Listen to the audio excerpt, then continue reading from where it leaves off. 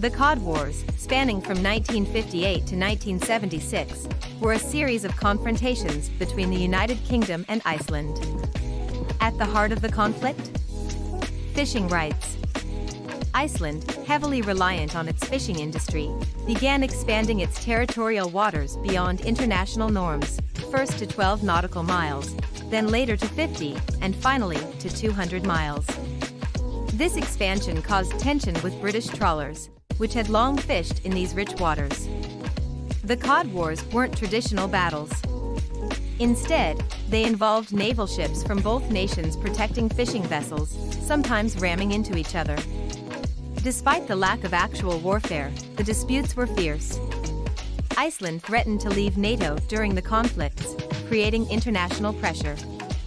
Eventually, the UK gave in to Iceland's demands, leading to an end of British deep-sea fishing in the area.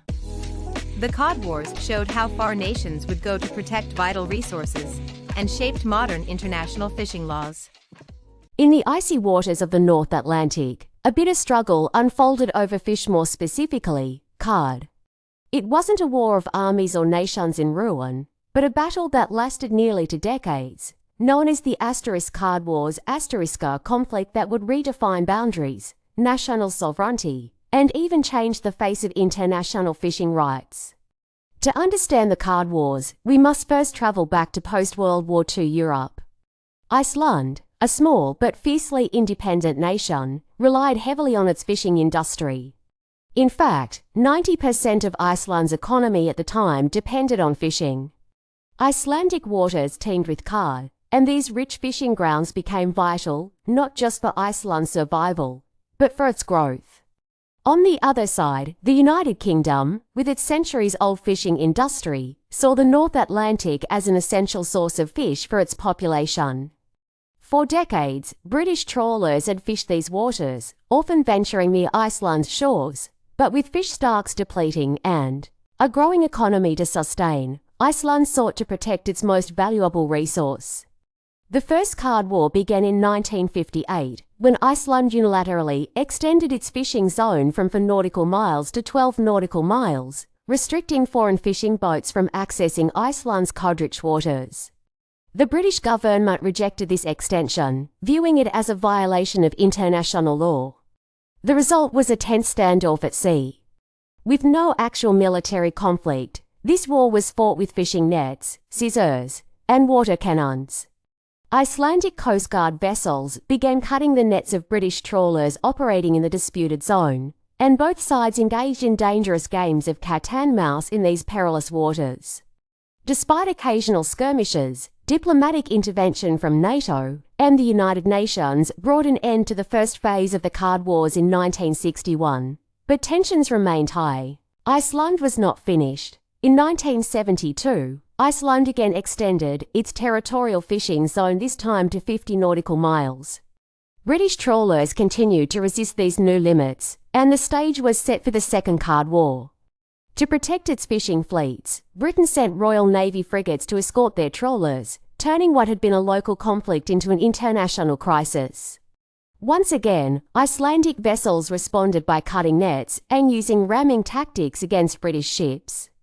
This time, Iceland went a step further, threatening to leave NATO if their demands were not met.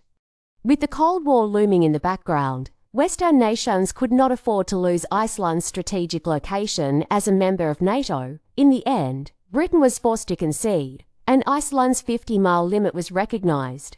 But it wasn't over yet. In 1975, Iceland extended its fishing limits once more, this time to 200 nautical miles, far beyond the previously accepted limits under international law. This bold move sparked the third and final Cod War. This third conflict was the most intense. Icelandic patrol boats rammed British vessels, while British naval ships retaliated by escorting trawlers and occasionally threatening force. The stakes had never been higher. In an attempt to bring Iceland to the negotiating table, Britain even considered cutting diplomatic relations. But once again, diplomacy prevailed, with international pressure mounting and with Iceland threatening to shut down the NATO base at Keflavik. Britain was forced to withdraw its fishing fleets by 1976. By 1976, Iceland had secured its 200-mile fishing zone, and this was a defining moment in the establishment of exclusive economic zones (EEZ) around the world. Iceland's victory in the Cod Wars inspired other nations to extend their maritime boundaries, laying the groundwork for modern fishing regulations. The Cod Wars never saw a single death in battle, but they were a significant chapter in maritime history. They demonstrated the lengths to which nations would go to protect their natural resources, and the importance of diplomacy, even in the face of economic pressure and national pride. Today, the waters of the North Atlantic remain vital for Iceland's economy, and the legacy of the Cod Wars lives on.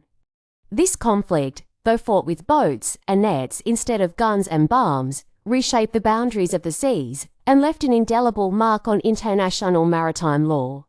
The Cod Wars remind us that sometimes the fiercest battles are fought, not with armies, but with ideas, and that the ocean, like all natural resources, is a treasure worth fighting for.